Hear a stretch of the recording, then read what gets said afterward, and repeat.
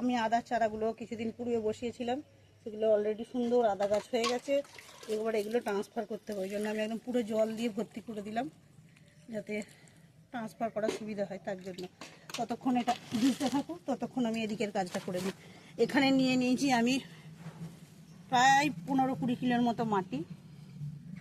এখানে নিয়েছি আমি জৈব সার, মূলত ছাগলের বীজটা, তার সঙ্গে অন্যান্য জৈব সার আছে। এগুলো আমি অন্যের বাড়ি থেকে, একজনের বাড়ি থেকে সংগ্রহ করে এনেছি। এর মধ্যে কিছু পাতাকুটি আছে, সেটা হয়ে আছে। এটা ফ্রেশ করতে পারলে ভালো হতো, ফ্রেশ করার মতো আর সেরকম সময় নেই। তার সঙ্গে আমি দিয়ে দিচ্ছি, যেহেতু ফাঁপা মাটিতে না হলে বালিটা দিয়ে দিলাম। এখানে প্রায় 7-8 কেজির মতো বালি দিয়ে দিয়েছি।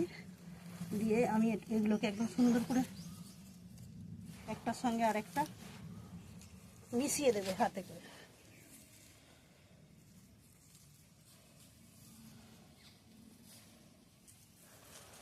সুন্দর করে এটা না মেশালে কিন্তু বালিটা ফাঁপ রাখবে না। ফাঁপ না রাখলে বালিটা যত ফাঁপা থাকবে আদাটা তত তাড়াতাড়ি সেই জায়গায় বাড়তে থাকবে মূলত। এবং আদার যেহেতু একবার চাষ করে দুবার ফসল পাওয়া যায়, মানে মূল যে আদাটা আমরা এখন লাগাচ্ছি, এই আদাটা কিছুদিন পর মোটামুটি আষাঢ় মাসের শেষ, শ্রাবণ মাসের প্রথম করে আমরা ভেঙে বের করে নেব।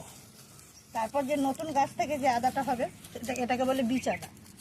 তো এই বীজ আদাটাও খাওয়া যায়, ওটা বাজারে ওই সময় বাজারেও বিক্রি হয়।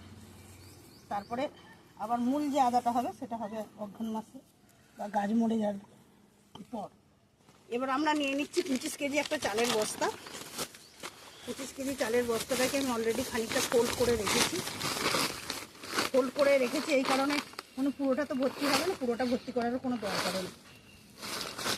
আমি সব মিশ্রণটাকে এর মধ্যে দিয়ে দিলাম।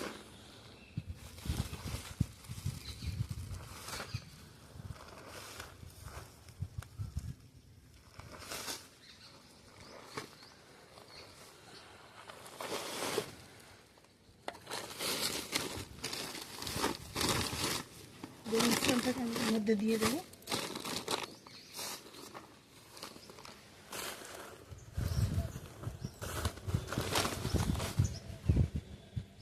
ততক্ষণ ভিজতে থাকে, ভিজে গেছে, মোটামুটি ভিজে গেছে।